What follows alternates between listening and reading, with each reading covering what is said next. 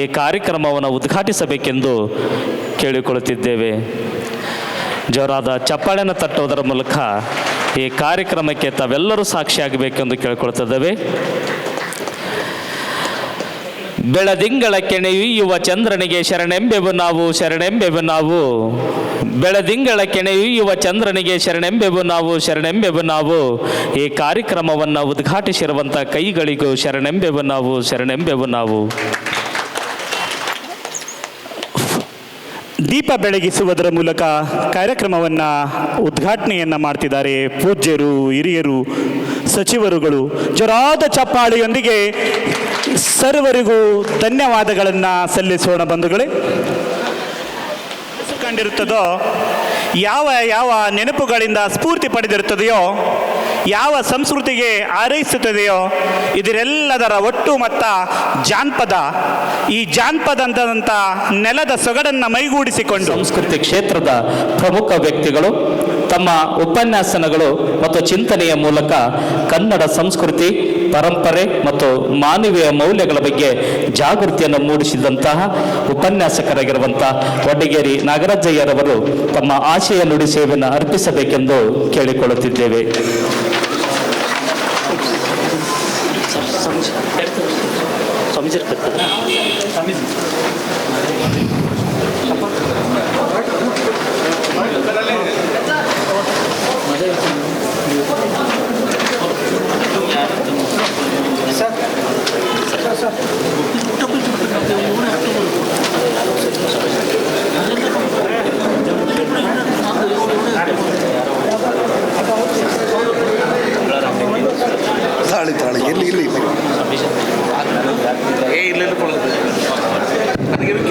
ಯಾರು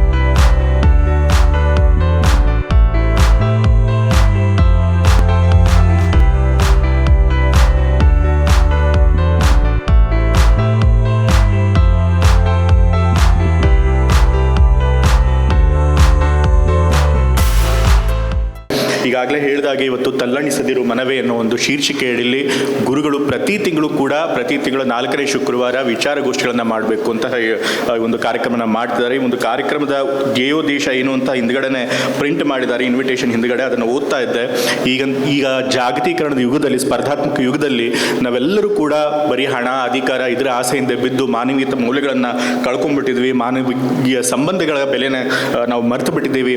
ಹಾಗಾಗಿ ಆ ಮಾನವೀಯ ಮೌಲ್ಯಗಳನ್ನು ಮತ್ತೆ ಸಮಾಜದಲ್ಲಿ ಮಕ್ಕಳಲ್ಲಿ ತರಬೇಕು, ಮನುಷ್ಯ ಸಂಬಂಧಗಳಿಗೆ ಪ್ರಾಮುಖ್ಯತೆ ಏನು ಅನ್ನೋದನ್ನು ತಿಳಿಸ್ಕೊಡ್ಬೇಕು ಅನ್ನೋ ಉದ್ದೇಶದಿಂದ ಈ ಒಂದು ಕಾರ್ಯಕ್ರಮ ಮಾಡ್ತಿದ್ದೀವಿ ಅಂತ ಹೇಳಿ ಗುರುಗಳು ಪ್ರಿಂಟ್ ಮಾಡಿಸಿದರೆ ಬಹಳ ಸಂತೋಷವಾದಂಥ, ಬಹಳ ಸದುದ್ದೇಶದಿಂದ ಕೂಡಿರುವಂತಹ ಒಂದು ಕಾರ್ಯಕ್ರಮ ಗುರುಗಳು ಮಾಡ್ತಾರೆ. ಹಾಗಾಗಿ ನಾನು ಅವರಿಗೆ ಅಭಿನಂದನೆಗಳನ್ನು ತಿಳಿಸ್ತಾ ಇದ್ದೇನೆ. ಮತ್ತು ಈಗಾಗಲೇ ಎಲ್ಲರೂ ಹೇಳಿದಾಗೆ ಇವತ್ತು ನಾವು ಜೀವನದಲ್ಲಿ ಬಹಳ ದಾವಂತದಲ್ಲಿರ್ತೀವಿ, ಬಹಳ ಜಂಜಾಟದಲ್ಲಿರ್ತೀವಿ. ಒಳ್ಳೆಯ ಸಣ್ಣವರಿದ್ದಾಗ ಶಿಕ್ಷಣ ಪಡಿಬೇಕು, ಒಳ್ಳೆ ಶಿಕ್ಷಣ ಪಡಿಬೇಕು, ಒಳ್ಳೆ ಮಾರ್ಕ್ಸ್ ಪಡಿಬೇಕು, ನಂತರ ಒಳ್ಳೆ ಉದ್ಯೋಗ ಪಡಿಬೇಕು, ನಂತರ ಉದ್ಯೋಗದಲ್ಲಿ ಸಾಧನೆ ಮಾಡಬೇಕು, ಪ್ರಮೋಷನ್ ಪಡ್ಕೋಬೇಕು, ಬೇರೆಯಿಂದ ಪ್ರಶಂಸೆ ಗಳಿಸಬೇಕು, ಶ್ಲಾಘನೆ ಗಳಿಸಬೇಕು, ಹೆಸರು ಮಾಡಬೇಕು. ಈ ರೀತಿ ಯಾವುದಾದ್ರಿಂದ ಓಡ್ತಾನೆ ಇರ್ತೀವಿ ಜೀವನದ ಪೂರ್ತಿ. ಆದರೆ ಮನುಷ್ಯ ಜೀವನ ಬರೀ ಒಂದು ಹಿಂದೆ ಓಡ್ತಾ ಹೋದರೆ ಅದು ಜೀವನ ಸಾರ್ಥಕ ಆಗೋದಿಲ್ಲ.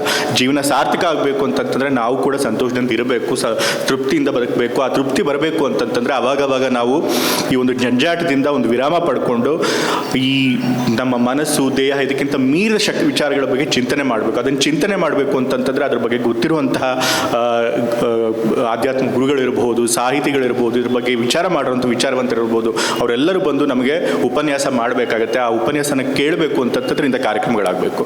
ಮತ್ತು ಅದೇ ರೀತಿ ಇವತ್ತು ಕೈಗಾರಿಕಾ ಒಂದು ಕೈಗಾರಿಕಾ ಸಂಘ ಅಂತ ಕೂಡ ಒಂದು ಗುರುಗಳು ಪ್ರಾರಂಭ ಮಾಡ್ತಾ ಇದ್ದಾರೆ. ಹಿಂದುಳಿದ ವರ್ಗದಲ್ಲಿ ಯಾವಾಗಲೂ ನಾನು ಹೇಳ್ತಾ ಇರ್ತೀನಿ, ನೀವು ಯಾವುದಾದ್ರೂ ಮುಂದುವರೆದ ಸಮಾಜ ನೋಡಿದ್ರೆ ಆ ಒಂದು ಸಮಾಜ ಒಂದೊಂದ್ಸರಿ ಜನಸಂಖ್ಯೆ ಕಮ್ಮಿ ಇದ್ರೂ ಕೂಡ ಅವರೊಂದು ಅಧಿಕಾರಯುತವಾದಂಥ ಸ್ಥಾನಕ್ಕೆ ಏನಕ್ಕೆ ಬಂದಿರ್ತಾರಪ್ಪ ಅಂತಂತಂದ್ರೆ, ಒಂದು ಅವರು ವಿದ್ಯೆಯಲ್ಲಿ ಮುಂದೆ ಇರ್ತಾರೆ, ಇಲ್ಲ ವ್ಯಾಪಾರದಲ್ಲಿ ಮುಂದೆ ಇರ್ತಾರೆ. ಸೊ ಹಾಗಾಗಿ ವಿದ್ಯೆ ಮತ್ತು ವ್ಯಾಪಾರ ಎರಡು ಕ್ಷೇತ್ರಗಳಲ್ಲಿ ಯಾವ ಸಮುದಾಯ ಹೆಚ್ಚು ಸಾಧನೆ ಮಾಡುತ್ತೆ ಅಂಥ ಸಮುದಾಯ ಯಾವಾಗಲೂ ಕೂಡ ಸಮಾಜದಲ್ಲಿ ಮುಂದುವರಿಯುತ್ತೆ, ಸಮೃದ್ಧಿಯಿಂದ ಕೂಡೋದಕ್ಕೆ ಸಾಧ್ಯ ಆಗುತ್ತೆ, ಅಧಿಕಾರ ಗಳಿಸ್ಕೊಳ್ಳೋದಕ್ಕೆ ಸಾಧ್ಯ ಆಗುತ್ತೆ. ಹಾಗಾಗಿ ಹಿಂದುಳಿದ ವರ್ಗದವರು ನಾನು ಯಾವಾಗಲೂ ಹೇಳ್ತಾ ಇರ್ತೀನಿ, ನೀವು ಕೂಡ ಯಾವಾಗಲೂ ಸಂಪೂರ್ಣ 100% ಲಿಟ್ರಸಿ ರೇಟನ್ನು ಅಚೀವ್ ಮಾಡೋದಕ್ಕೆ ಪ್ರಯತ್ನ ಮಾಡಬೇಕು ಅಂತೇಳಿ ನಮ್ಮ ಕಾಗಿನೆಲೆ ಮಠದವರು ಎಲ್ಲ ಶಾಖಾ ಮಠಗಳು ಕೂಡ ಯಾವಾಗಲೂ ನಮ್ಮ ಸಮುದಾಯದ ಮಕ್ಕಳಿಗೆ ಶಿಕ್ಷಣಕ್ಕೆ ಒತ್ತನ್ನು ಕೊಟ್ಕೊಂಡು ಬರ್ದಿರೋದು ಕೂಡ ಅದೇ ಕಾರಣಕ್ಕೋಸ್ಕರ. ಹಾಗಾಗಿ ನಮ್ಮ ಸಮುದಾಯದಲ್ಲೂ ಕೂಡ 100% ಲಿಟ್ರಸಿ ರೇಟ್ ಬರಬೇಕು. ಅದನ್ನು ಮಾಡೋದಕ್ಕೆ ಸಮಾಜದಲ್ಲಿ ಇಂತಹ ಒಂದು ಸ್ಥಾನಗಳಲ್ಲಿರೋರು ಅಂತ ಕೆಲಸ ಮಾಡಬೇಕು, ಅದನ್ನು ಮಾಡ್ತಿದ್ದಾರೆ. ಮತ್ತು ಅದೇ ರೀತಿ ವ್ಯಾಪಾರನೂ ಕೂಡ ಮುಖ್ಯ. ಇವತ್ತು ಬಿಸ್ನೆಸ್ ಅನ್ನೋದು ಎಲ್ಲ ಕ್ಷೇತ್ರಗಳನ್ನು ಕೂಡ ಕಂಟ್ರೋಲ್ ಮಾಡ್ತಿದ್ದಾರೆ. ಇವತ್ತು ರಾಜಕೀಯ ಕೂಡ, ಮಾಧ್ಯಮಗಳನ್ನು ಕೂಡ ಕಂಟ್ರೋಲ್ ಮಾಡ್ತಿರುವಂಥದ್ದು ಇವತ್ತು ವ್ಯಾಪಾರಸ್ಥರು, ಉದ್ಯಮಿಗಳು. ಸೊ ಹಾಗಾಗಿ ಆ ಕ್ಷೇತ್ರಗಳಲ್ಲೂ ನಾವು ಮುಂದೆ ಬಂದರೆ ಮಾತ್ರ ನಾವು ಕೂಡ ಸಮಾಜದಲ್ಲಿ ಉನ್ನತ ಸ್ಥಾನದಲ್ಲಿ ಇರೋದಕ್ಕೆ ಸಾಧ್ಯ ಆಗುತ್ತೆ. ಆ ಕ್ಷೇತ್ರಗಳಲ್ಲೂ ಕೂಡ ಹಿಂದುಳಿದ ವರ್ಗದವರು ಮುಂದೆ ಬರಬೇಕು. ಅದಾಗಬೇಕು ಅಂತಂತಂದರೆ ಈ ರೀತಿ ಕೈಗಾರಿಕಾ ಸಂಘಗಳನ್ನು ಮಾಡಿ ನಮ್ಮ ಸಮುದಾಯದವರಿಗೆ ಮತ್ತು ಎಲ್ಲ ಹಿಂದುಳಿದ ಸಮುದಾಯದವರಿಗೆ, ದಲಿತರಿರ್ಬೋದು, ಯಾರು ಹಿಂದುಳಿದಿರ್ಬೋದು ಅಂಥವ್ರೆಲ್ಲರಿಗೂ ಕೂಡ ಅವಕಾಶಗಳನ್ನು ಕಲ್ಪಿಸುವಂಥ ಕೆಲಸಗಳನ್ನು ಮಾಡಿಕೊಡ್ಬೇಕು. ಅದನ್ನು ಕೂಡ ಇವತ್ತು ಕಾಗಿನೆಲೆ ಮಠದವರು ಬಹಳ ಚೆನ್ನಾಗಿ ಮಾಡ್ತಾ ಇದ್ದಾರೆ. ಸೊ ಹೀಗಾಗಿ ಇವತ್ತು ಒಂದು ಒಳ್ಳೆ ಉದ್ದೇಶದಿಂದ ಈ ಎರಡೂ ಕಾರ್ಯಕ್ರಮಗಳನ್ನು ಮಾಡ್ತಿದೆ ಮಠದವರು. ಸೊ ಇವತ್ತು ಇಂಥ ಒಂದು ಕಾರ್ಯಕ್ರಮಕ್ಕೂ ಕೂಡ ನನ್ನನ್ನು ಬಂದು, ಇದು ರಾಜಕೀಯ ಕಾರ್ಯಕ್ರಮ ಅಲ್ಲ, ಸಮುದಾಯಕ್ಕೆ ಒಳ್ಳೇದಾಗುವಂಥ ಕಾರ್ಯಕ್ರಮ, ಹಾಗಾಗಿ ನೀವು ಬರಬೇಕು ಅಂತ ಹೇಳಿ ಫೋನ್ ಮಾಡಿ ಗುರುಗಳು ಹೇಳಿದ ತಕ್ಷಣ ಖಂಡಿತ ಬರ್ತೀನಿ ಗುರುಗಳೇ ಅಂತೇಳಿ ಇವತ್ತು ನಾನು ಮೈಸೂರಿಗೆ ಹೋಗೋ ಕಾರ್ಯಕ್ರಮ ಇತ್ತು ಕೂಡ ಅದನ್ನು ಕೂಡ ಕ್ಯಾನ್ಸಲ್ ಮಾಡ್ಕೊಂಡು ಬೆಂಗಳೂರಲ್ಲೇ ಉಳಿದು ಈ ಕಾರ್ಯಕ್ರಮಕ್ಕೆ ಬಂದಿದ್ದೇನೆ. ಸೊ ಇಂಥ ಒಂದು ಒಳ್ಳೆಯ ಕಾರ್ಯಕ್ರಮಕ್ಕೆ ಕರೆದು ನಿಮ್ಗಳ ಜೊತೆಲ್ಲ ಭೇಟಿ ಮಾಡಿ ಭಾಗವಹಿಸೋಕ್ಕೆ ಅವಕಾಶ ಮಾಡಿಕೊಟ್ಟಿದ್ದಕ್ಕೆ ಮಠದವ್ರಿಗೆ ಮತ್ತೊಮ್ಮೆ ನಾನು ಧನ್ಯವಾದಗಳನ್ನು ತಿಳಿಸಿ, ಮತ್ತು ಇಲ್ಲಿರೋರೆಲ್ಲರೂ ಕೂಡ ಬಹಳ ಚೆನ್ನಾಗಿ ಮಾತನಾಡಿ ನಮಗೆ ಜೀವನ ಸತ್ಯಗಳನ್ನು ತಿಳಿಸ್ಕೊಟ್ಟಿದ್ದಾರೆ. ಅವರೆಲ್ಲರೂ ಕೂಡ ಮತ್ತೊಮ್ಮೆ ಅಭಿನಂದನೆ ತಿಳಿಸಿ ನಾನು ಮಾತುಗಳನ್ನು ಮುಗಿಸ್ತಾ ಇದ್ದೀನಿ. ಈ ಕಾರ್ಯಕ್ರಮ ನಿಜವಾಗಿಯೂ ಕೂಡ ಭಾಳ ಅರ್ಥಗರ್ಭಿತವಾಗಿತ್ತು ಅಂತ ನಾವೆಲ್ಲರ ಮಾತನ್ನು ಕೇಳಿದಾಗ ಸಂತೋಷವಾಯಿತು. ಶ್ರೀಮತಿ ಲಲಿತಾ ನಾಯಕ್ರವರಂತೂ ನನಗೆ ಭಾಳಷ್ಟು ಆತ್ಮೀಯರು, ಯಾಕೆಂದರೆ ಅವ್ರ ಬಗ್ಗೆ ನನ್ನದೇ ಆದಂಥ ಚಿಂತೆ ಇತ್ತು. ನಾನು ಇವಾಗ ಜಾಸ್ತಿ ಮಾತಾಡೋಕ್ಕೆ ಹೋಗಲ್ಲ, ಬೇರೆ ಸಮಯದಲ್ಲಿ ಹೇಳ್ತೇನೆ. ಅವರು ನನ್ನ ಬಗ್ಗೆನೂ ಕೂಡ ಒಂದೆರಡು ಒಳ್ಳೆ ಮಾತು ಆಡಿದ್ರು. ಇವತ್ತು ಪೂಜಾರಿಯವರು ಇರ್ಬೋದು, ಎಲ್ಲರೂ ಕೂಡ ಒಳ್ಳೊಳ್ಳೆ ಮಾತು ಆಡಿದ್ದಾರೆ. ನಮಗೇನು ಸಂತೋಷ ಅಂದರೆ, ಒಂದು ಮಾತಂತೂ ಸತ್ಯ, ನಾವು ಗುರುಗಳನ್ನ ಹುಡ್ಕೊಂಡು ನಾವು ಹೋಗ್ತಾ ಇದ್ವಿ. ಆದರೆ ಗುರುಗಳು ಭಕ್ತಾದಿಗಳು ಹುಡ್ಕೊಂಡು ಬಂದಿರತಕ್ಕಂಥದ್ದು ನಮಗೆ ಈ ಜಾಗಕ್ಕೆ ಬಂದಂಥದ್ದು ಒಂದು ಉತ್ತಮವಾದಂಥ ಇದು. ಯಾಕೆ ಅಂತ ಹೇಳಿದ್ರೆ, ಅವ್ರು ಈ ಜಾಗಕ್ಕೆ ಬಂದಾಗ ಮಹೇಶ್ರವ್ರ ಜಾಗ ಕೊಟ್ಟಾಗ ಕೊನೆಗೆ ಅವ್ರಿಗೆ ಒಂದು ದಿವಸದ ಊಟ ಕೊಡೋರು ನಮ್ಮ ಸಮಾಜದವ್ರು ಇಲ್ಲಿ ಯಾರೂ ಇರಲಿಲ್ಲ. ಅಷ್ಟು ಕಷ್ಟವನ್ನು ಅನುಭವಿಸಿ ಇವತ್ತು ಈ ಕಟ್ಟಡವನ್ನು 6 ಕೋಟಿ ವೆಚ್ಚದಲ್ಲಿ ಈ ಕಟ್ಟಡವನ್ನು ಕಟ್ಟೋದಲ್ಲದೆ ಈ ಕಟ್ಟಡದ ಉಪಯೋಗವನ್ನು ಈ ರೀತಿ ಸತ್ಕಾರ್ಯಗಳನ್ನು ಮಾಡೋದಕ್ಕೆ ಉಪಯೋಗಿಸ್ಕೊಂಡಿದ್ದಕ್ಕಾಗಿ ನಾನು ಅವರಿಗೆ ಅನಂತ ಧನ್ಯವಾದಗಳನ್ನು, ನಮಸ್ಕಾರಗಳನ್ನು ಪೂಜ್ಯ ಅವರ ಪಾದಗಳಿಗೆ ಅರ್ಪಿಸ್ತೇನೆ. ಬಂಧುಗಳೇ, ಕನಕದಾಸರು ದಾಸ ಸಾಹಿತ್ಯದಲ್ಲಿ ನಾನು ಹೆಚ್ಚಿಗೆ ಮಾತಾಡೋಕ್ಕೆ ಹೋಗಲ್ಲ. ಯಾಕೆಂದರೆ ರಾಜಕಾರಣಿಗಳಿಗೆ ಮೈಕ್ ಸಿಕ್ಕಿದ್ರು ಬಿಡಲ್ಲ, ಚೇರ್ ಸಿಕ್ಕಿದ್ರು ಬಿಡಲ್ಲ. ಮಂದಿ ಖಾಲಿ ಆಗ್ತಾ ಇದ್ದಾರೆ ಊಟದ ಸಮಯ, ಅದರಿಂದ ಜಾಸ್ತಿ ಮಾತಾಡೋಕ್ಕೆ ಹೋಗಲ್ಲ. ಇನ್ನೊಂದು ನಮ್ಮ ಕಡೆ ಇಲ್ಲೊಂದು ಮಾತಿದೆ, ಮುಂಗಾರು ಮಳೆಗೆ ಸಿಗಬೇಡ, ಕೊನೆ ಭಾಷಣಕಾರ ಆಗಬೇಡ ಅಂತ. ನನ್ನ ಕತೆ ಹಂಗೆ ಆಗಿದೆ. ಇವೆರಡನ್ನು ಅನುಸರಿಸ್ಕೊಂಡು ನನ್ನ ಮಾತನ್ನ ಮುಗಿಸ್ಬೇಕಾಗಿ ಬಂದಿದೆ. ಅದರಿಂದ ಒಂದಂತೂ ಸತ್ಯ, ಈ ಸಮಾಜದಲ್ಲಿ ಪರಮ ಪೂಜ್ಯ ನಿರಂಜನಾನಂದಪುರಿ ಸ್ವಾಮಿಗಳು ನಮ್ಮಲ್ಲೊಂದು ಭಾಷೆ ಇದೆ, ಆಡು ಮುಟ್ಟದ ಸೊಪ್ಪಿಲ್ಲ, ನಮ್ಮ ಗುರುಗಳು ಕೈ ಆಡದೇ ಇರೋವಂಥ ಕಾರ್ಯಗಳಿಲ್ಲ. ಅಷ್ಟು ಎಲ್ಲ ಕ್ಷೇತ್ರಗಳಲ್ಲೂ ಇವತ್ತು ಅದು ಕಾಗಿನೆಲೆ ಇರ್ಬೋದು, ಬೆಳ್ಳೋಡು ಇರ್ಬೋದು, ಮತ್ತು ನಮ್ಮ ಇದು ಮೈಲಾರ ಇರ್ಬೋದು, ಕೊನೆಗೆ ಇಲ್ಲಿಗೆ ಬಂದಿದ್ದಾರೆ. ಮುಂದೆ ಟಗರ್ ನೆಲ್ಲು ಕಟ್ತಾರೆ ಅಂತಲೂ ಹೇಳಿದ್ದಾರೆ. ಮುಂದಿನ ಟಗರ್ ಆಗಲಿ ಹಿಡ್ಕೊಂಡು ಹೊರಟಿದ್ದಾರೆ. ಪರಮ ಪೂಜ್ಯರ ನಾವೆಲ್ಲ ಹೇಳ್ತಾ ಇದ್ವಿ, ನಾವು 92ರಲ್ಲಿ ಮಠ ಮಾಡಿದಂಥ ಸಂದರ್ಭದಲ್ಲಿ ಹಿರಿಯ ಶ್ರೀಗಳು ಅವರು ಕೂಡ ಅವ್ರ ಪ್ರಯತ್ನ ಮಾಡಿದರು. ಆದರೆ ಈ ಗುರುಗಳ ಕೈಗೆ ಜಗದ್ಗುರು ಸ್ಥಾನ ಸಿಕ್ಕಿದ ಮೇಲೆ ನಮ್ಮ ಎಲ್ಲ ಕ್ಷೇತ್ರದಲ್ಲೂ ಕೂಡ ಇವತ್ತು ಪ್ರಗತಿಯನ್ನು ಕಾಣ್ತಾ ಇದ್ದೇವೆ. ನಮ್ಮೆಲ್ಲರ ಚಿಂತನೆ ಅವತ್ತೇ ಇದ್ದಿದ್ದು ಕೂಡ ಹಾಗೇ ಇತ್ತು. ನಾವು ಮಠ ಮಾಡಿದಂಥ ಸಂದರ್ಭದಲ್ಲಿ ನಮ್ಮಂತೆ ಬಾಳ್ವೆ ಮಾಡ್ತಕ್ಕಂಥ ಮಠಗಳನ್ನು, ಸಮಾಜವನ್ನು ಜೊತೆಯಲ್ಲಿ ತಗೊಂಡು ಹೋಗಬೇಕು ಅನ್ನೋದೇ ಸಿದ್ದರಾಮಯ್ಯನವರ, ವಿಶ್ವನಾಥ್ ಅವರ, ನಮ್ಮೆಲ್ಲರ ಚಿಂತನೆ ಆಗಿತ್ತು. ಅದಕ್ಕೆ ಪೂರಕವಾಗಿ ಪರಮ ಪೂಜ್ಯ ಜಗದ್ಗುರುಗಳು ನಡ್ಕೊಂಡು ಹೋಗ್ತಾ ಇದ್ದಾರೆ. ನಾವು ಈ ನಾಯಕ ಸಮಾಜದವರು ಮಠ ಮಾಡಿದಾಗ ನಮ್ಮ ಮಠದಿಂದ ಅವ್ರಿಗೆ ಕಿರೀಟ ಮತ್ತು ದಂಡವನ್ನು ಕೊಟ್ಟಂಥ ಕೀರ್ತಿ ಮತ್ತು ಅವ್ರಿಗೆ ಸಹಾಯ ನಮ್ಮ ಮಠದಿಂದ ಕೊಟ್ಟರು. ಯಾಕೆ ಅಂತ ಹೇಳಿದ್ರೆ, ನಮ್ಮಂತೆ ಬಾಳ್ವೆ ಮಾಡ್ತಕ್ಕಂಥ ಮಠಗಳು ಒಂದಾಗಬೇಕು, ತನ್ಮೂಲಕ ಈ ಒಂದು ಶೋಷಿತ ಸಮಾಜಗಳಿಗೆ ಚಿಂತನೆಗೆ ಪೂರಕವಾಗಿ ಸಹಾಯ ಆಗಬೇಕು ಅಂತಕ್ಕಂಥದ್ದೇ ನಮ್ಮ ಸಿದ್ದರಾಮಯ್ಯನವರ ಚಿಂತನೆ. ಅದಕ್ಕೆ ಪೂರ್ವಕವಾಗಿ ನಮ್ಮ ಸ್ವಾಮೀಜಿಗಳು ಇವತ್ತು ಈ ಕೆಲಸವನ್ನು ಮಾಡ್ತಾ ಇದ್ದಾರೆ. ಇದ್ರ ಜೊತೆಗೆ ಇವತ್ತು ತಗೊಂಡಂಥ ಈ ರೀತಿಯ ಹಿಂದುಳಿದ ದಲಿತ ಸಮುದಾಯಗಳ ಸ್ವಾಮೀಜಿಗಳ ಒಕ್ಕೂಟವನ್ನು ಕೊಡಿ, ತನ್ಮೂಲಕ ಇವತ್ತು ಈ ಸಮುದಾಯಗಳಿಗೆ, ಸಮುದಾಯದ ಮಠಗಳಿಗೆ ಜಾಗ ಕೊಡಿಸ್ತಕ್ಕಂಥದ್ದು ಮತ್ತು ಆರ್ಥಿಕ ಸಹಾಯ ಮಾಡ್ತಕ್ಕಂಥದ್ದಕ್ಕೂ ಕೂಡ ಅವ್ರು ಕೆಲಸ ಮಾಡ್ತಾ ಇದ್ದಾರೆ. ಅದಕ್ಕೆ ನಾನು ತಮ್ಮೆಲ್ಲರ ಪರವಾಗಿ ಇನ್ನೂ ಇಂಥ ಹೆಚ್ಚಿನ ಕೆಲಸ ಮಾಡಲಿ ಅಂತ ಬೀರೇಶ್ವರನಲ್ಲಿ ಬೇಡ್ಕೊಳ್ತಾ, ಒಂದು ಇವತ್ತು ಕನಕರ ಬಗ್ಗೆ ಹೇಳಕ್ಕೆ ಬೇಕಾದಷ್ಟು ವಿಷಯಗಳು. ಸಾರಸತ್ವ ಲೋಕದಲ್ಲಿ ಏನು ನಾವು ಹಿಂದಿನಿಂದ ನೋಡ್ಕೊಂಡು ಬಂದರೆ, ಇವತ್ತು ಈ ದಾಸ ಸಾಹಿತ್ಯದಲ್ಲಿ ದೇವ್ರನ್ನ ಹೊಗಳಿ ದೇವ್ರನ್ನ ಪಡ್ಕೊಳ್ಳೋದಕ್ಕೆ ಪ್ರಯತ್ನಗಳೇ ಜಾಸ್ತಿ ಇರ್ತಕ್ಕಂಥ ಸಂದರ್ಭದಲ್ಲಿ ದೇವರನ್ನೂ ಕೂಡ ಒಡಂಬಡಿಕೆಯಲ್ಲಿ ಮಾತಾಡಿಸಿದಂಥ ಕೀರ್ತಿ ಯಾರ್ದಾನ ಇದ್ದರೆ ಕನಕದಾಸರದು. ಅವರ ಕೀರ್ತನೆಗಳಲ್ಲಿ ಒಂದೊಂದು ಕೀರ್ತನೆಗಳು ಕೂಡ ಇವತ್ತು ಡಾಕ್ಟರೇಟ್ ಪಡೆಯುವಷ್ಟು ಅತ್ಯುತ್ತಮವಾದಂಥ ವಿಷಯಗಳಿದೆ. 500 ವರ್ಷಗಳ ಹಿಂದೆ ಯಾವ್ಯಾವ ಕ್ಷೇತ್ರದಲ್ಲೂ ಕೂಡ ಇಲ್ಲದಿರ್ತಕ್ಕಂಥ ಸಾರ ನಮ್ಮ ಕನಕದಾಸರ ಕೃತಿಗಳು ಮತ್ತು ಕನಕದಾಸರ ಕೀರ್ತನೆಗಳಲ್ಲಿ ಇವೆ ಅನ್ನೋದು ಹಿರಿಮೆ ನಮಗಿದೆ.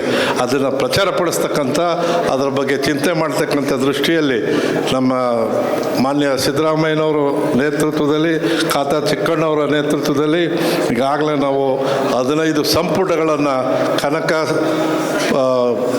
ಪರಿಷತ್ತಿನ ಆಶ್ರಯದಲ್ಲಿ ಈಗಾಗಲೇ ಮಾಡಿದ್ದೇವೆ. ಮೊನ್ನೆ ತಾನೇ 46 ಕಿರುಹೊತ್ತಿಗೆಗಳನ್ನು ತಯಾರು ಮಾಡಿದ್ದೇವೆ. ಮತ್ತು ಕನಕದಾಸರ ಬಗ್ಗೆ ಇವತ್ತು ನಿಮ್ಮ ನೋಟಲ್ಲಿ ಎಷ್ಟಿದೆ, 14 ಭಾಷೆಯಲ್ಲಿ ಕನಕದಾಸರನ್ನು ಪರಿಚಯ ಮಾಡುವಂಥ ಕೆಲಸ ಕುರುಬ ಸಾಂಸ್ಕೃತಿಕ ಪರಿಷತ್ತಿಂದ ಮಾಡಿದ್ದೇವೆ. ಇದು ಸಮಯ ಬಂತು, ಸಾಂಸ್ಕೃತಿಕ ವಿಷಯ ಆದ್ದರಿಂದ ಹೇಳ್ತಾ ಇದ್ದೇನೆ. ಒಂದೇ ಒಂದು ಮಾತು, ಇವತ್ತು ಈ ನುಡಿ ಏನಿದೆ, ತಲ್ಲಣಿಸಿದಿರೋ ಬಲವೇ ಅನ್ನೋದ್ರ ಬಗ್ಗೆ ಎಲ್ಲ ವಿಶ್ಲೇಷಣೆ ಮಾಡಿದ್ದಾರೆ. ಅದ್ರ ಇನ್ನೊಂದು ಇದೆ, ದೇವ್ರ ಜೊತೆಲ್ಲ ಜಗಳ ಮಾಡಿದ್ದಾರೆ ಕನಕದಾಸರು. ನಿನ್ನ ಯಾರು ನಂಬಿ ಬದುಕಿದಾರಯ್ಯ ನಿಲ್ಲ ಅಂತ ಹೇಳಿ ಹಾಲು ಉಣಿಸಿದವಳನ್ನೂ ಹೇಳಿದ್ದಾರೆ. ಎಲ್ಲ ಅವ್ರ ಮಾತುಗಳು, ಅವರ ಹಾಡನ್ನು ಕೇಳಿದ್ರೆ ನಿಜವಾಗಿ ನೋಡಿ ಮೈ ಜುಮ್ ಅನ್ನುತ್ತೆ. ಅದೇ ರೀತಿ ಅವರ ಇನ್ನೊಂದು ನುಡಿ, ನೀನು ಒಳಗೋ ನೀ ಮಾಯೆಯೊಳಗೋ, ಅದರಲ್ಲಿ ಎಷ್ಟು ಅರ್ಥ ಇದೆ ಅಂತ ಹೇಳಿದ್ರೆ ನಿಜವಾಗಿ ತಲೆಗೆ ಎಷ್ಟು ಕೆಲಸ ಕೊಡುತ್ತೆ. ಇವತ್ತು ಅದರಲ್ಲಿ ಇರ್ತಕ್ಕಂಥ ಸಾಲಿನಲ್ಲಿ ಬಯಲು ಆಲಯದೊಳಗೋ ಆಲಯ ಬಯಲೊಳಗೋ ಆಲಯ ಬಯಲೆರಡು ನಯನದೊಳಗೋ ಇದು ಎಷ್ಟು ಅರ್ಥ ಕೊಡುತ್ತೆ ಅಂದರೆ ಅದರ ಮುಂದಿನ ಮಾತುಗಳು ಇನ್ನೂ ಬಹಳ ಅರ್ಥಗರ್ಭಿತವಾಗಿ ಇವೆಲ್ಲವನ್ನು ನೋಡಿದಾಗ ಕನಕದಾಸರು ಅಂದಿಗೆ ಎಂತೆಂಥ ವಿಷಯಗಳನ್ನು ನಮ್ಮ ಮುಂದೆ ಇಟ್ಟಿದ್ದಾರೆ ಅಂತಕ್ಕಂಥದ್ದನ್ನು ಅರ್ಥೈಸ್ತಾ ಅವರ ಕೃತಿಗಳಲ್ಲಿ ಧಾನ್ಯಗಳನ್ನು ಹೋಲಿಸಿ ಬರೆದಿರ್ತಕ್ಕಂಥ ಒಂದು ಯಾವ ಭಾಷೆಯಲ್ಲೂ ಇಲ್ಲ.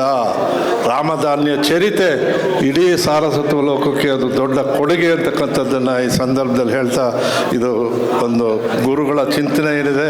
ನನಗೆ ಪರಮ ಪೂಜ್ಯರ ಹಾಸ್ಯ ಮಾನ್ಯ ಪೂಜ್ಯ ಅಭಿನವ ಗವಿಸಿದ್ದೇಶ್ವರರ ಮಾತುಗಳು ಇದೇ ಧಾರ್ಮಿಕವಾಗಿ ಹೋಗ್ತಾ ಇದ್ದೀವೋ, ನಾನು ಇದಕ್ಕೆ ಹೋಗ್ತಾ ಇದ್ದೀನಿ ಅಂತ ಸ್ವಲ್ಪ ನನಗೆ ಒಡಂಬಡಿಕೆ ಆಯಿತು. ಆದರೂ ಎಲ್ಲ ನಗ್ತಾ ಇದ್ವಿ, ನಾನು ನಗ್ತಾ ಇದ್ದೆ. ಆದರೆ ಮೌಢ್ಯಗಳು ಬೇಕಾಗಿಲ್ಲ ಅನ್ನೋದು ನನಗೂ ಕೂಡ ಭಾಳ, ನಾನಾಗಲಿ ಸಿದ್ದರಾಮಯ್ಯನವರಾಗಲಿ ನಾವೆಲ್ಲ ಚಿಂತನೆ ಮಾಡೋದು ಮೌಢ್ಯಗಳ ಬಗ್ಗೆನೇ. ಅದಕ್ಕೊಂದು ಶಾಸನನೂ ತಂದು ಅದನ್ನು ಪ್ರಯತ್ನ ಮಾಡಿದವ್ರು ಮಾನ್ಯ ಸಿದ್ದರಾಮಯ್ಯನವ್ರು. ಯಾಕೆ ಅಂದರೆ ಮೌಢ್ಯದಿಂದ ಜನರ ಬಾಳು ಹಾಳಾಗೋಗುತ್ತೆ, ಅದು ಆಗಬಾರ್ದು. ನಮ್ಮ ಈ ನೋಟ್ ಕೂಡ ಅದನ್ನು ಹೇಳ್ತಾ ಇದೆ. ನಾವು ಮೌಢ್ಯವನ್ನು ನಾಗರಿಕತೆಯಲ್ಲಿ ಅರಿತು ಅದನ್ನು ಸರಿಪಡಿಸ್ಬೇಕು ಅನ್ನೋದೇ ನಮ್ಮ ಚಿಂತನೆ, ಗುರುಗಳ ಚಿಂತನೆ ಅಂತಕ್ಕಂಥದ್ದನ್ನು ಹೇಳಿ ನೆಚ್ಚಿಗೆ ನಾನು ಮಾತನಾಡಿದೆ. ನಾವು ಲಮಾಜಮೆ ಒಂದು ಪರಿಸ್ಥಿತಿ ಅನ್ನೋದು, ಲಮಾಜಮೆ ಏನೋ ಕಾರ್ಯ ಆದರೂ ಸಹಾಯ ಮಾಡೋದು, ಭಾಷಣ ಸ್ವಲ್ಪ ಕಡಿಮೆ, ಭಾಷಣ ಬೇರೆಯವ್ರಿಗೆ ಬಿಟ್ಟು ಕೆಲಸ ನಾನು ಇಟ್ಕೊಳ್ತೀನಿ. ಅದಕ್ಕಾಗಿ ನಿಮ್ಮೆಲ್ಲರಿಗೂ ನನ್ನನ್ನು ಕರೆಸಿ ನಾನು ಜಗಳ ಕಾಯ್ತಾ ಇರ್ತೀನಿ ಸ್ವಾಮೀಜಿಗಳ ಜೊತೆ. ಅದಕ್ಕೆ ಕೊನೆಗೆ ಹಾಕ್ಬಿಟ್ಟು ಅವ್ರು ಮಾತನಾಡೋಕ್ಕೆ ಅವ್ರಿಗೂ ಕೂಡ ಹೊಂದಿಸಿ ತಮ್ಮೆಲ್ಲರಿಗೂ ಶುಭಕಾಮನೆಗಳನ್ನು ಹೇಳಿ ನಾನು ಮಾತು ಮುಗಿಸ್ತೀನಿ. ನಮಸ್ಕಾರ. ಆತ್ಮೀಯ ಎಲ್ಲ ಬಂಧುಗಳೇ, ಇದೊಂದು ವಿಶೇಷವಾಗಿರುವಂಥ ಒಂದು ಕಾರ್ಯಕ್ರಮ. ನಮ್ಮ ಶ್ರೀಮಠದಲ್ಲಿ ಇಂಥದ್ದೊಂದು ಚಿಂತನೆ ನಡೀಬೇಕು ಅಂಥೇಳಿ ಅದು ಎಲ್ಲರ ಅಭಿಲಾಷೆ ಕೂಡ ಆಗಿತ್ತು. ನಮ್ಮ ಶ್ರೀಮಠದಲ್ಲಿ ಸಂಸ್ಕೃತಿ ಕುರಿತ ಹಾಗೆ, ಪರಂಪರೆ ಕುರಿತ ಹಾಗೆ ಒಂದು ಚಿಂತನಾಗೋಷ್ಠಿ ನಡೀಬೇಕಿತ್ತು ಅನ್ನುವಂಥ ಬಹುದಿನಗಳ ಒಂದು ಆಸೆಯನ್ನು ಇವತ್ತು ಪೂಜ್ಯರು ಅದನ್ನು ನೆರವೇರಿಸಿದ್ದಾರೆ. ಈ ಒಂದು ಕಾರ್ಯಕ್ರಮವನ್ನು ಚಂದ್ರಶೇಖರ ಕಂಬಾರ ಅವರಲ್ಲಿ ಉದ್ಘಾಟನೆ ಮಾಡಿರುವಂಥದ್ದು. ಯಾವ ದಾಸ ಸಾಹಿತ್ಯವನ್ನು ಈ ನಾಡಿಗೆ ಪರಿಚಯ ಮಾಡಿಕೊಟ್ಟಂಥ ಕನಕದಾಸರ ಆಶಯಗಳನ್ನು ಹೊತ್ತಂಥ ತಲ್ಲಣಿಸದಿರು ಕಂಡಿಯ ತಾಳು ಮನವೇ, ಈ ಒಂದು ಶೀರ್ಷಿಕೆ ಭಾಳ ವಿಶೇಷವಾಗಿರುವಂಥ ಒಂದು ಕಾರ್ಯಕ್ರಮ ಇದು. ಇದರ ಅಡಿಯಲ್ಲಿ ಎಲ್ಲವೂ ಕೂಡ ಚರ್ಚೆ ಆಗಲಿಕ್ಕೆ ಅವಕಾಶವನ್ನು ಮಾಡಿಕೊಡಲಿಕ್ಕೆ ಪೂಜ್ಯರಿಗಾಗಲೇ ಅನೇಕ ಸಾಹಿತಿಗಳನ್ನು, ಸಂಶೋಧಕರನ್ನು ಚರ್ಚೆ ಮಾಡಿ ಈ ಕಾರ್ಯಕ್ರಮವನ್ನು ಆಯೋಜನೆ ಮಾಡಿದ್ದಾರೆ. ನಮ್ಮಲ್ಲಿ ಓದುವ ಸಂಸ್ಕೃತಿ ಭಾಳ ಕಡಿಮೆ, ಪುಸ್ತಕಗಳನ್ನು ಓದುವಂಥ ಸಂಸ್ಕೃತಿ ಇಲ್ಲ. ಅದರ ಜೊತೆಗೆ ಕುಳಿತು ಕೇಳುವಂಥ ಸಂಸ್ಕೃತಿ ಇಲ್ಲ. ನಮ್ಮಲ್ಲಿ ಈ ಒಂದು ಕುಳಿತು ಕೇಳುವಂಥ ಒಂದು ಸಂಸ್ಕೃತಿಯನ್ನು ಬೆಳೆಸ್ಕೊಳ್ಬೇಕಾಗಿದೆ. ಏಕೆಂದರೆ ಇಲ್ಲಿ ಬಂದಂಥವ್ರು ಯಾರೂ ಕೂಡ ಸಾಮಾನ್ಯರಲ್ಲ. ಒಡ್ಡಗೆರೆ ನಾಗರಾಜಯ್ಯ ಅಂಥವರು, ಲಲಿತಾ ನಾಯಕ್ ಅಂಥವರು, ಇನ್ನು ಅನೇಕ ಸಂಶೋಧಕರು, ಅವರೆಲ್ಲ ಒಂದು ಸಂಸ್ಕೃತಿಯ ಅಧ್ಯಯನ ಮಾಡಿರ್ತಾರೆ, ಒಂದು ಜನಾಂಗೀಯ ಅಧ್ಯಯನವನ್ನು ಮಾಡಿರ್ತಾರೆ. ಅವೆಲ್ಲವನ್ನು ಕೂಡ ನೀವು ಓದ್ಕೊಂಡಾದರೂ ಅರ್ಥ ಮಾಡ್ಕೊಳೋದಿಲ್ಲ. ಅಂಥವ್ರನ್ನ ಕರೆಸಿ ವೇದಿಕೆ ಮೇಲೆ ಕೂಡಿಸಿ ಮಾತನಾಡಿಸುವಾಗ ಅದನ್ನ ಕೇಳಿಸ್ಕೊಳಕ್ಕೂ ನಾವು ಕೈಲಿ ಆಗಲ್ಲ ಅಂತ ಹೇಳಿದರೆ ಇನ್ನು ಭಾಳ ಕಷ್ಟ ಐತೆ. ನಿರಂಜನಾನಂದಪುರಿ ಸ್ವಾಮೀಜಿಯವರಿಗೆ ಈಗ ಇನ್ಮೇಲೆ ಮನೆಯಂಗಳದಲ್ಲಿ ಕಾರ್ಯಕ್ರಮ ಮಾಡಬೇಕು ಅನ್ನೋ ಅಂತ ಅವ್ರು ಯೋಚನೆ ಮಾಡ್ತಾರೆ ಅನ್ನೋ ಗೊತ್ತಿಲ್ಲ. ಮಠದಂಗಳದಲ್ಲಿಯೂ ನೀವು ಬರಲ್ಲ, ಕೂತು ಕೇಳಲ್ಲ ಅಂತ ಹೇಳಿದ್ರೆ ಮನೆಯಂಗಳದಲ್ಲಿ ಏನಾದರೂ ಮತ್ತೆ ನೀವು ಬರಲಿಕ್ಕೆ ಅವಕಾಶ ಇದೆಯಾ ಅಂತ ಅದನ್ನು ಯೋಚನೆ ಮಾಡಿ ನಿಮ್ಮನೆ ಬಿಡಲ್ಲ ಅವರು. ನಾವು ನಿಮ್ಮನೆ ಬಿಡಲ್ಲ. ಹೇಗಾದರೂ ಮಾಡಿ ಒಂದು ಸಂಸ್ಕೃತಿಯ ಅರಿವನ್ನು ಈ ಸಮಾಜದಲ್ಲಿ ಮೂಡಿಸ್ಬೇಕು ಅಂಥೇಳಿನೇ ಪೂಜ್ಯರು ಇವತ್ತು ಈ ಕಾರ್ಯಕ್ರಮವನ್ನು ಹಮ್ಮಿಕೊಂಡಿರುವಂಥದ್ದು. ಶೀರ್ಷಿಕೆ ತುಂಬ ಚೆನ್ನಾಗಿದೆ, ತಲ್ಲಣಿಸದಿರು ಮನವೇ ಅಂಥೇಳಿ. ಇದು ಕೇವಲ ಒಂದು ಜಾತಿಯ ಸಮುದಾಯದವರಿಗಷ್ಟೇ ಈ ಕಾರ್ಯಕ್ರಮ ಅಲ್ಲ. ಯಾರ್ಯಾರು ತಲ್ಲಣಕ್ಕೆ ಒಳಗಾಗಿದ್ದಾರೆ, ಯಾರ್ಯಾರಿಗೆ ಹಸಿವಾಗಿದೆ, ಯಾರ್ಯಾರು ಅಲಕ್ಷಿತರಿದ್ದಾರೆ, ನಿರ್ಲಕ್ಷಿತರಿದ್ದಾರೆ, ಅವರೆಲ್ಲರಿಗೂ ಕೂಡ ಕನಕ ಗುರುಪೀಠ ಒಂದು ಧಾರ್ಮಿಕ ವೇದಿಕೆಯಾಗಿ ರೂಪುಗೊಳ್ಳುತ್ತೆ. ಆ ಹಿನ್ನೆಲೆಯಲ್ಲಿ ಇವತ್ತು ನಮ್ಮ ಪೀಠ ಪ್ರಾರಂಭ ಆಗಿದ್ದು ಕೂಡ ಆ ಕಾರಣಕ್ಕಾಗಿಯೇ. ಕುರುಬರಿಗಷ್ಟೇ ಮಠ ಆಗಬಾರ್ದು ಅಂತೇನೇ ಇರಲಿಲ್ಲ, ಆಗಬಾರ್ದು ಅಂತ ಇರಲಿಲ್ಲ. ಎಲ್ಲರೂ ಕೂಡ, ಎಲ್ಲ ಶೋಷಿತರಿಗೆ ಯಾವ ರೀತಿ ಕನಕದಾಸರು ಎಲ್ಲರ ಪರವಾಗಿ ಅವರು ಮಾತನಾಡಿದರು, ಅವರು ದುರ್ಬಲ ವರ್ಗದವರ ಪರವಾಗಿ ಮಾತನಾಡಿದರು, ಜನಸಾಮಾನ್ಯರ ಪರವಾಗಿ ಮಾತನಾಡಿದರು, ಅವರಲ್ಲಿ ಒಂದು ಜಾಗೃತಿಯನ್ನು ಮೂಡಿಸಿದರು. ಆ ಹಿನ್ನೆಲೆಯಲ್ಲಿ ಇವತ್ತು ನಮ್ಮ ಮಠ ಈ ಕಾರ್ಯಕ್ರಮವನ್ನು ಹಮ್ಮಿಕೊಂಡಿರುವಂಥದ್ದು. ಬಹಳ ಮುಖ್ಯವಾಗಿ 2 ಶತಮಾನಗಳನ್ನು ನಾವು ವಿಶೇಷವಾಗಿ ಕಾಣ್ಬೋದಾಗಿದೆ. ಒಂದು 12ನೇ ಶತಮಾನ, ಮತ್ತೊಂದು 16ನೇ ಶತಮಾನ. 12ನೇ ಶತಮಾನದಲ್ಲಿ ಬಸವಣ್ಣವರು ಎಲ್ಲ ಶೋಷಿತ ಸಮುದಾಯವರನ್ನು, ಅಲಕ್ಷಿತ ಸಮುದಾಯದವರನ್ನು, ಯಾರಿಗೆ ಧರ್ಮ ದೇವರ ಬಗ್ಗೆ ಗೊತ್ತಿರಲಿಲ್ಲ ಅಂಥವನ್ನೆಲ್ಲನೂ ಕೂಡ ಸೇರಿಸ್ಕೊಂಡು ಒಂದು ಅನುಭವ ಮಂಟಪವನ್ನು ಮಾಡಿ ಅಲ್ಲಿ ಎಲ್ಲರಿಗೂ ಅವಕಾಶಗಳನ್ನು ಕಲ್ಪಿಸಿಕೊಟ್ರು. ಜೊತೆಗೆ ಅವರು ಕಾಯಕ ಮಂತ್ರವನ್ನು ಅವತ್ತು ಹೇಳಿದರು. ಏಕೆಂದರೆ ಜೀವನದಲ್ಲಿ ಭಾಳ ಮುಖ್ಯವಾಗಿ ಬೇಕಾಗಿರುವಂಥದ್ದು ಕಾಯಕ. ಆ ಕಾಯಕ ಧರ್ಮವನ್ನು ಭಾಳ ವಿಶೇಷವಾಗಿ 12ನೇ ಶತಮಾನದಲ್ಲಿ ಬಸವಣ್ಣವರು ಎಲ್ಲರೂ ಕೂಡ ಹೇಳಿಕೊಟ್ರು. ಅದೊಂದು ರೀತಿಯ ಒಂದು ಕ್ರಾಂತಿಯನ್ನು ಕೂಡ ಆಗಿ ಮಾಡಿದರು ಹಾಗೆ ಅಂತೇಳಿ. ಅದರ ಜೊತೆಗೆ 16ನೇ ಶತಮಾನ ಅದರ ಮುಂದುವರಿದ ಭಾಗ. ಯಾವ ಬಸವಣ್ಣನವರ ವಚನ ಸಾಹಿತ್ಯದ ಆಶಯಗಳನ್ನು ಅದು ಮುಂದುವರ್ಸ್ಕೊಂಡು ಬಂದಂಥವರೇ ದಾಸ ಸಾಹಿತ್ಯ. ಇವರು ಪದಗಳನ್ನು ಕಟ್ಟಿ, ಗೆಜ್ಜೆ ಕಟ್ಟಿ, ತಂಬೂರಿ ಹಿಡಿದು ಹಳ್ಳಿಗೆ ಹೋಗಿ, ಕೇರಿಗೆ ಹೋಗಿ ಜನಗಳನ್ನು ಜಾಗೃತಿ ಮಾಡಿರುವಂಥ ಒಂದು ಸಂದರ್ಭ. ಇಲ್ಲಿ ಕನಕದಾಸರು ಭಕ್ತಿ ಮತ್ತು ಜ್ಞಾನವನ್ನು ಪ್ರಧಾನವಾಗಿ ಇಟ್ಕೊಂಡು ಕಟ್ಟಿರುವಂಥದ್ದು. ಈ 2 ಶತಮಾನಗಳು ಜನರ ಬದುಕಿಗಾಗಿ ಉಟ್ಕೊಂಡಂಥವು. ಎಲ್ಲರೂ ಕೂಡ ದಾಸರು ಮತ್ತು ವಚನಕಾರರು, ಶರಣರು ಎಲ್ಲರೂ ಕೂಡ ಬದುಕನ್ನು ಸುಂದರವಾಗಿಸಿಕೊಳ್ಳೋದಕ್ಕೆ ಏನೆಲ್ಲ ಬೇಕು ಹಾಗೆ ಅಂತೇಳಿ ಕನಕದಾಸರ ಒಂದೊಂದು ಮಾತುಗಳೇನಿದೆಯಲ್ಲ, ಕಳ್ಳತನವ ಮಾಡಿ ಒಡಲು ಒರೆಯಲು ಬೇಡ, ಉಳ್ಳವನು ನಾನೆಂದು ಉಬ್ಬಬೇಡ. ಕಳ್ಳತನವ ಮಾಡಿ ಒಡಲು ಒರೆಯಲು ಬೇಡ, ಉಳ್ಳವನು ನಾನೆಂದು ಉಬ್ಬಬೇಡ. ಸಿರಿ ಬಂದ ಕಾಲಕ್ಕೆ ಬಲು ಮೆರೆಯಬೇಡ, ಸಿರಿವಂತನಾದರೆ ಕರೆದು ದಾನವ ಮಾಡು ಅಂಥೇಳಿ. ಅಲ್ಲಿ ಇರವ ಯಾರ ಜಾಲಿ ಗಿಡಕ್ಕೆ ಕಲ್ಲು ಹೋಗದಾರ, ಮಾವಿನ ಗಿಡಕ್ಕೆ ಕಲ್ಲು ಹೋಗಿತ್ತಾರ, ನಮಗೆ ಕಾಡಾಕತ್ತಾರ ಅಂದ್ರೆ ನಾವು ಜಾಲಿ ಗಿಡ ಅಲ್ಲ ಮಾವಿನ ಗಿಡ ಅಂತ ಸಮಾಧಾನ ಮಾಡ್ಕೊಳ್ಳೋದಿಲ್ಲ, ಅಷ್ಟೇ ತಾಳ್ಕೊಂಡ ಬದುಕು. ಇಲ್ರಿ ನಮಗೆ ಭಾಳ ಬೇಕಾದವ್ರು ನಮಗೆ ಭಾಳ ಬೆಂಕಿ ಹಚ್ತಾರೆ ಬಂದು ಇರೋದ. ಮತ್ತು ಈಗ ಕಲಿಯೋದು ಮನುಷ್ಯ. ಈಗ ನಿಮ್ಮ ಮನ್ಯಾಗ ಅಡುಗೆ ಮಾಡ್ತೀರಿ, ತಾಯಂದಿರದಾರ, ಕುಕ್ಕರ್ ಐತಿ. ಕುಕ್ಕರ್ ಏನು ಕಲಿಸ್ತೈತಿ ಮನುಷ್ಯನಿಗೆ ಕುಕ್ಕರ್ ಅಂದ್ರೆ, ನಮ್ಮವರ ಬಂದು ನಮ್ಮ ಬುಡಕ್ಕೆ ಬೆಂಕಿ ಇಟ್ಟರು ಸೀಟಿ ಹೊಡ್ಕೊತ ಇರ್ಬೇಕು ಕಷ್ಟ ಅಂತ ಕಲಿಸ್ತೈತಿ ಅಷ್ಟ. ಅದು ಕಲಿಯುವುದು ಮನುಷ್ಯ ಈ ಜಗತ್ತಿನೊಳಗೆ. ಏನು ಶಾಸ್ತ್ರಗಳಿಂದ ಕಲಿಯೋದು ಕಡಿಮೆ ಐತಿ, ಜೀವನದಿಂದ ಕಲಿಯೋದು ಭಾಳ ಐತಿಲ್ಲ ಅಷ್ಟು. ತಾಳ್ಕೋಬೇಕು. ಈಗ ಹುಡುಗರು ಇರ್ತಾರೆ, ಯುವಕರು ಭಾಳ ಅಂತಿರ್ತಾರೆ, ನಾವು ಸಾಕಾಗ್ಬಿಟ್ಟೈತ್ರಿ ನಮಗೆ. ಎದಕ್ಕೆ? ನಮ್ಮಪ್ಪ ಭಾಳ ಕಿರಿಕಿರಿ ಮಾಡ್ತಾನೆ, ನಮ್ಮಪ್ಪ ಬೈತಾನ. ನಮಗೆಲ್ಲ ನಮ್ಮ ವಯಸ್ಸಿನವ್ರಿಗೆ ಗೊತ್ತಾಗಬೇಕು, ಅಪ್ಪ ಬೈತಾನಲ್ಲ, ಅವನ ಅನುಭವ ಐತಿ ಜೀವನದ್ದು. ಒಬ್ಬ ವ್ಯಕ್ತಿಯ ಜೀವನ ಪರಿಪೂರ್ಣ ಆಗಬೇಕಾಗಿದ್ರೆ ಅವನ ಜೋಗಳು ಎಷ್ಟು ಮುಖ್ಯನೋ ಅಪ್ಪನ ಬೈಗಳೂ ಸಹಿತ ಅಷ್ಟೇ ಮುಖ್ಯ ಐತಿ ಬದುಕಿಗೆ ಅನ್ನುವ ಸತ್ಯ ನಾವು ತಿಳ್ಕೊಂಡು ಬದುಕಬೇಕು. ಇದು ತಿಳ್ಕೊಂಡ್ರೆ ತಲ್ಲಣಗಳಿಲ್ಲ ಅಷ್ಟೆ. ಅದಕ್ಕೆ ಮನುಷ್ಯನಿಗೆ ಇದನ್ನು ನೋಡಿ ಬದುಕುವುದು, ಜಗತ್ತನ್ನು ತಿಳಿದು ಬದುಕುವುದು. ಇಲ್ಲಿ ಜೀವನ ಅಂದ ಮೇಲೆ ತಲ್ಲಣಗಳಿರದೆ ಇದನ್ನು ತಲ್ಲಣಗಳು ಮುಗಿಸಿ ಬದುಕ್ತೀನಿ ಅಂತಿಲ್ಲ. It is there still your last breath. जीना मुश्किल है, मरना भी आसान नहीं है. जीना बहुत मुश्किल है, मरना भी आसान नहीं. ಇರದೆ ಕಷ್ಟಗಳು ಬರೋವಲ್ಲ ಜೀವನದ ಮೇಲೆ, ಯಾರಿಗೆ ಬರುವುದಿಲ್ಲ ಹೇಳಿ? ಜೀವನದ ಮೇಲೆ ಕಷ್ಟಗಳು ಬರವೆ. ರವೀಂದ್ರನಾಥ್ ಟ್ಯಾಗೋರ್ ಅವರು ಒಂದು ಸುಂದರ ಮಾತು ಬರೀತಾರೆ. ಭಗವಂತನೇ, ನಿನ್ನ ಗರ್ಭಗುಡಿಗೆ ಬಂದು ನಾನೇನು ಕೇಳ್ತೀನಿ ಅಂದ್ರೆ, ನನ್ನ ಜೀವನದೊಳಗೆ ನನಗೆ ಕಷ್ಟ ಕೊಡಬೇಡ ಅಂತ ಬಂದು ನಿನ್ನ ಗರ್ಭಗುಡಿಯ ಬಾಗಿಲಲ್ಲಿ ನಿಂತು ಕೇಳುವ ಹೇಡಿ ಭಕ್ತ ನಾನಲ್ಲ. ಭಗವಂತನೇ, ನಿನ್ನ ಗರ್ಭಗುಡಿಯ ಮುಂದೆ ನಿಂತು ನಾ ಏನು ಕೇಳಾಕತ್ತೀನಿ ಅಂದ್ರೆ, ನನಗೆ ಕಷ್ಟ ಕೊಡಬೇಡ ಭಗವಂತ ಅಂತ ಕೇಳುವ ಹೇಡಿ ನಾನಲ್ಲ. ನಾನು ಕೇಳುವುದೇನೆಂದ್ರೆ, ನಿನಗೆ ಎಷ್ಟು ಶಕ್ತಿ ಇದೆಯೋ ಅಷ್ಟು ಕಷ್ಟಗಳನ್ನು ನನಗೆ ಕೊಡು. ನಾ ಕೇಳುವುದೇನೆಂದ್ರೆ, ನೀನು ಕೊಟ್ಟ ಕಷ್ಟಗಳನ್ನು ತಾಳಿಕೊಳ್ಳುವ ಸಾಮರ್ಥ್ಯ ಕೊಡು. ತಾಳ್ಕೋಬೇಕನ್ನ ಅಷ್ಟೇ. ಈ ಜಗತ್ತಿನ ತಾಳಬೇಕಾಗ್ತದೆ. ಜಗತ್ತಿನೊಳಗೆ ತಾಳುವಿಕೆ ಏನಿಲ್ಲ, ಎಲ್ಲರೂ ತಾಳ್ಬೇಕಾಗ್ತದೆ. ಈಗ ಎಲ್ಲ ವಿದ್ಯಾರ್ಥಿಗಳದಾರ, ವಿದ್ಯಾರ್ಥಿಗಳು ಈಗ ನೋಡಿ ಎಕ್ಸಾಮ್ ಇರ್ತಾವೆ, ಏನೋ ಒಂದು ನೀಟು ಗೀಟು ಬಂತು, ಒಂದು ಫೇಲ್ ಆತಂದ್ರೆ ಹುಡುಗರು ಎಷ್ಟು ಮಕ್ಕಳು ಆತ್ಮಹತ್ಯೆ ಮಾಡ್ಕೊಳಕತ್ತಿಲ್ಲ. ಈಗ ಎಷ್ಟು ಮಕ್ಕಳು ಆತ್ಮಹತ್ಯೆ ಮಾಡ್ಕೊಳ್ಳೋದು ಕೇಳಿವೇ ಇಲ್ಲ. ತಾಳ್ಕೋಬೇಕಾಗ್ತದೆ ಈ ಜಗತ್ತಿನಲ್ಲಿ.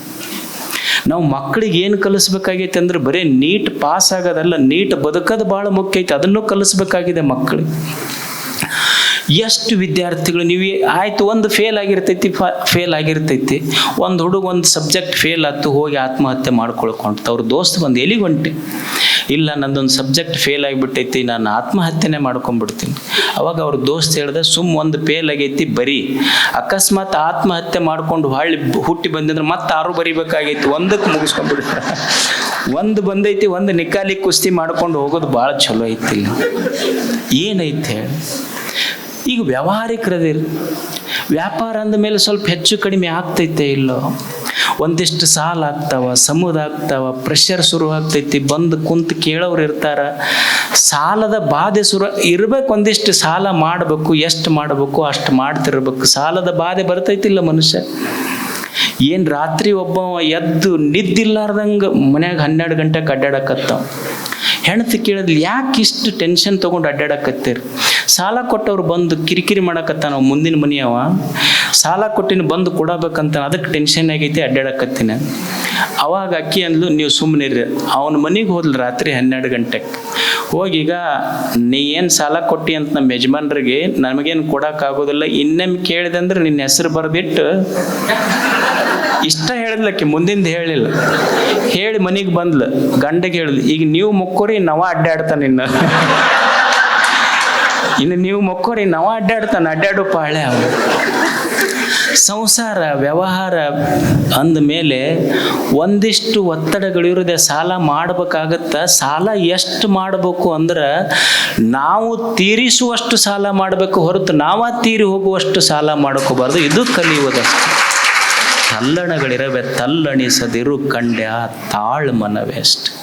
ಇಲ್ಲೊಂದಿಷ್ಟು ತಾಳ್ಮೆಯಿಂದ ಬದುಕುವುದು. ಒಂದು ಕಲ್ಲಿನ ಗುಡ್ಡ ಇತ್ತು. ಕಲ್ಲಿನ ಗುಡ್ಡ, ಒಂದೇ ಕಲ್ಲಿನ ಗುಡ್ಡ ಒಂದು ಗುಡಿ ಕಟ್ಟಕತ್ತಿದ್ರು.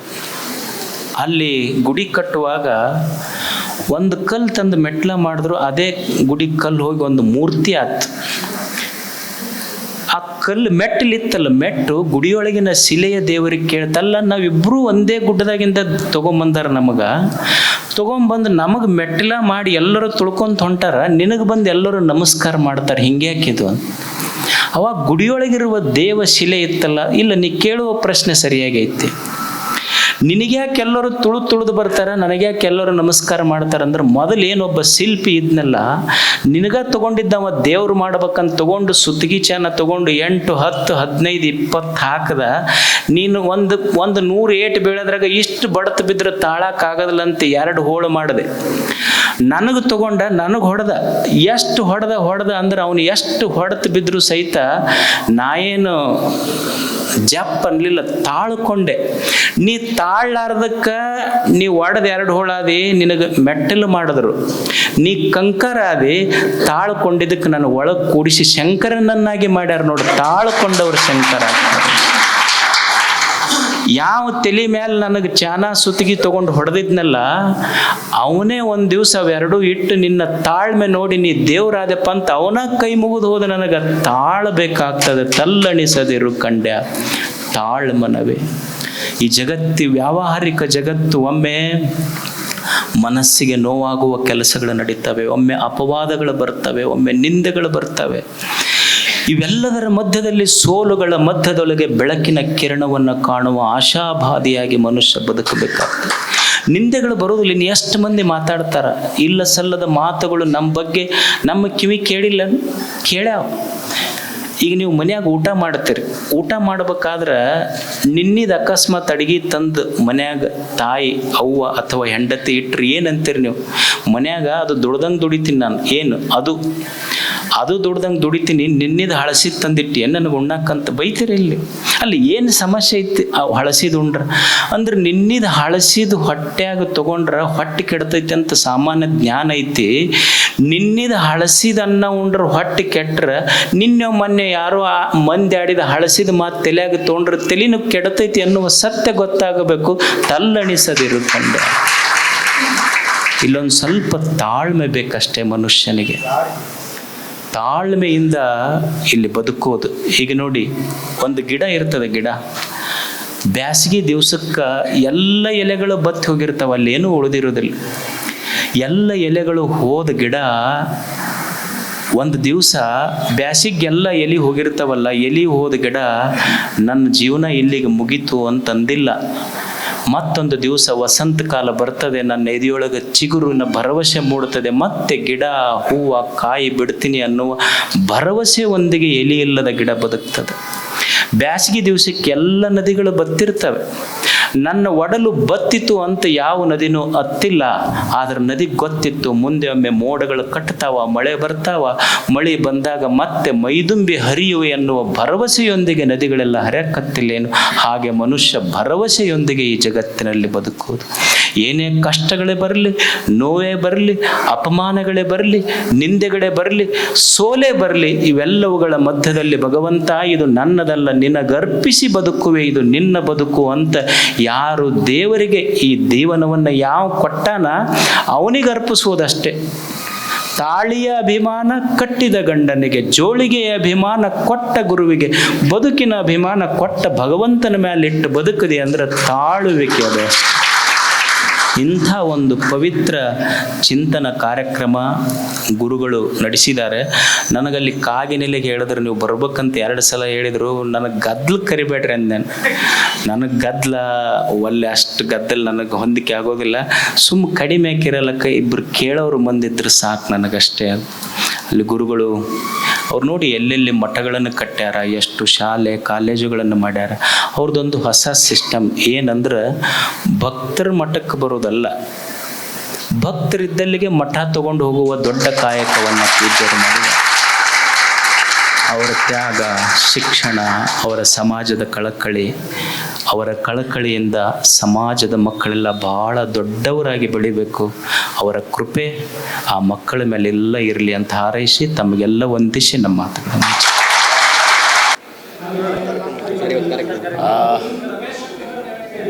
ಪರಮ ಪೂಜ್ಯ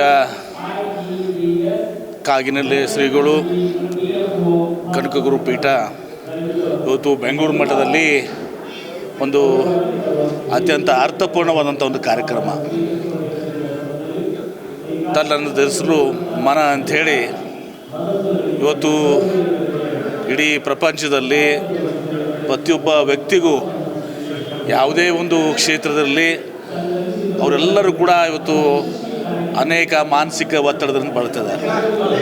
ಹೀಗಾಗಿ ಪ್ರತಿ ತಿಂಗಳು ಕೊನೆಯ ಒಂದು ಶನಿವಾರದಂದು ಈ ಒಂದು ಸತ್ಸಂಗವನ್ನು ಮಾಡುವ ಮೂಲಕ ಜನರ ಮನಸ್ಸುಗಳನ್ನ ತಿಳಿ ಮಾಡಲಿಕ್ಕೆ ಈ ಅರ್ಥಪೂರ್ಣವಾದಂಥ ಕಾರ್ಯಕ್ರಮ ಹಮ್ಮಿಕೊಂಡಿದ್ದಾರೆ. ಇದಕ್ಕೆ ಗವಿಸಿದ್ದೇಶ್ವರ ಮಹಾಸ್ವಾಮೀಜಿಯವರು ಬಂದು, ಕೊಪ್ಪಳದ ಗವಿಸಿದ್ದೇಶ್ವರ ಮಹಾಸ್ವಾಮಿಗಳು ಬಂದು ಇದರ ದಿವ್ಯ ಸಾನ್ನಿಧ್ಯವನ್ನು ವಹಿಸ್ಕೊಂಡು ಇವತ್ತು ಎಲ್ಲರ ಮನದಲ್ಲಿರುವಂಥ ಏನು ಗೊಂದಲಗಳನ್ನ ನಿವಾರಣೆ ಮಾಡುವಂಥ ಒಂದು ಅರ್ಥಪೂರ್ಣವಾದಂಥ ಮಾತುಗಳನ್ನು ಹೇಳಿದ್ದಾರೆ. ನಮ್ಮ ಚಂದ್ರಶೇಖರ್ ಕಂಬಾರ್ ಅವರು ಬಂದು ಈ ಒಂದು ಕಾರ್ಯಕ್ರಮವನ್ನು ಅವತ್ತು ಉದ್ಘಾಟನೆ ಮಾಡಿದ್ದಾರೆ. ಇದು ಭಾಳ ಅರ್ಥಪೂರ್ಣವಾದಂಥ ಕಾರ್ಯಕ್ರಮ. ಇದು ಅತ್ಯವಶ್ಯಕವಾಗಿ ಇವತ್ತಿನ ದಿವಸ ಪ್ರಪಂಚದಲ್ಲಿ ಅದು ಯಾವುದೇ ಜಾತಿ ಇರಲಿ, ಯಾವುದೇ ಧರ್ಮ ಇರಲಿ, ಯಾವುದೇ ಕ್ಷೇತ್ರ ಇರಲಿ, ರಾಜಕಾರಣಿಗಳಿರ್ಬೋದು, ವ್ಯಾಪಾರಸ್ಥರಿರ್ಬೋದು, ಕುಟುಂಬಸ್ಥರು ಇರ್ಬೋದು, ರೈತರು ಇರ್ಬೋದು, ಎಲ್ಲರಲ್ಲಿ ಕೂಡ ಇವತ್ತಿನ ದಿವಸ ಇದು ಒಂದು ಮನಸ್ಸನ್ನು ತಿಳಿ ಮಾಡುವಂಥದ್ದು. ಏನು ಇವರೆಲ್ಲರೂ ಕೂಡ ಒತ್ತಡಗಳಿಂದ ದಿವಸ ಬಳಲ್ತಿದ್ದಾರೆ. ಅದಕ್ಕೆ ಒಂದು ಸನ್ಮಾರ್ಗವನ್ನು ಕಂಡುಕೊಳ್ಳುವಂಥ ಕಾರ್ಯಕ್ರಮ ಇದು ಯಶಸ್ವಿಯಾಗಲಿ. ನಾನು ವಿನಂತಿಯನ್ನು ಮಾಡಿಕೊಂಡು ಸ್ವಾಮೀಜಿಯವರಿಗೆ ಪ್ರತಿ ತಿಂಗಳು ಇಲ್ಲಿನೇ ಮಾಡೋಣಂತೆ ಅವತ್ತು ಹೇಳಿದ್ದಾರೆ. ತಾವು ಒಂದೊಂದು ಜಿಲ್ಲೆಯಲ್ಲಿ ಕೂಡ ಇದನ್ನು ಒಂದೊಂದು ಇದನ್ನು ಕಾರ್ಯಕ್ರಮಗಳು ಹಮ್ಮಿಕೋಬೇಕು. ತನ್ಮೂಲಕ ಇವತ್ತು ಎಲ್ಲ ಕಡೆಯೂ ಇದೊಂದು ದೊಡ್ಡ ಒಂದು ಆಂದೋಲನವಾಗಿ ಇವತ್ತು ಸಹ ಪರಿವರ್ತನೆ ಆಗಬೇಕು, ಸತ್ಸಂಗವಾಗಿ ಇವತ್ತು ಪರಿವರ್ತನೆ ಆಗಬೇಕು ಕೇಳ್ಕೊಂಡಿದ್ದಾರೆ. ಶ್ರೀ ಕಾಗಿನೆಲೆ ಮಹಾಸಂಸ್ಥಾನ ಕನಕ ಗುರುಪೀಠ ಕೇತೊಳ್ಳಿ ಶಾಖಾ ಮಠದಲ್ಲಿ ಪ್ರತಿ ತಿಂಗಳ 4ನೇ ಶನಿವಾರ ತಲ್ಲಣಿಸದಿರು ಮನವಿ ಎನ್ನುವಂತಹ ಶೀರ್ಷಿಕೆಯೊಳಗಡೆ ಚಿಂತನಗೋಷ್ಠಿಯನ್ನು ಶ್ರೀಮಠ ಆಯೋಜನೆ ಮಾಡಲಾಗಿದೆ. ಇನ್ನು ಪ್ರತಿ ತಿಂಗಳು ಕೂಡ ಸಾಂಸ್ಕೃತಿಕವಾಗಿ, ಸಾಹಿತ್ಯಿಕವಾಗಿ ಎಲ್ಲ ರಂಗದ ಸಾಹಿತಿಗಳನ್ನು ಈ ವೇದಿಕೆಗೆ ಕರೆತಂದು ಒಂದು ಚಿಂತನಗೋಷ್ಠಿಯನ್ನು ಮಾಡಬೇಕು ಅನ್ನುವಂಥ ಆಲೋಚನೆಯನ್ನು ಇಟ್ಕೊಂಡು ಇಂದು ತಲ್ಲಣಿಸದಿರು ಮನವಿ ಎನ್ನುವಂತಹ ಶೀರ್ಷಿಕೆಯನ್ನು ಚಾಲನೆ ಮಾಡಿದೆ. ಈ ಕಾರ್ಯಕ್ರಮವನ್ನು ಜ್ಞಾನಪೀಠ ಪ್ರಶಸ್ತಿ ಪುರಸ್ಕೃತರಾದಂತಹ ಸನ್ಮಾನ್ಯ ಡಾಕ್ಟರ್ ಚಂದ್ರಶೇಖರ್ ಕಂಬಾರ್ ಅವರು ಈ ಶೀರ್ಷಿಕೆಯನ್ನು ಲೋಕಾರ್ಪಣೆಯನ್ನು ಮಾಡಿದ್ದಾರೆ. ಇನ್ನು ಮುಂದೆ ಈ ನಾಡಿನ ದೊಡ್ಡ ದೊಡ್ಡ ಸಾಹಿತಿಗಳನ್ನು ಈ ವೇದಿಕೆಗೆ ಕರೆತಂದು ಒಂದು ಚಿಂತನಾ ಗೋಷ್ಠಿಯನ್ನು ಆರಂಭಿಸಿ ಸಮಾಜದ ಜನತೆಗಳಿಗೆ ಮೌಢ್ಯತೆಯಿಂದ ಹೊರಗೆ ಬಂದು ಒಂದು ಒಳ್ಳೆಯ ಜೀವನವನ್ನು ಕಟ್ಟಿಸ್ಕೊಳ್ಳುವಂತಹ ಒಂದು ವೇದಿಕೆ ಇದಾಗಬೇಕು ಅನ್ನುವಂಥ ಆಲೋಚನೆ ಇಟ್ಕೊಂಡು ಈ ಕಾರ್ಯಕ್ರಮವನ್ನು ಪ್ರಾರಂಭ ಮಾಡಿದ್ವಿ.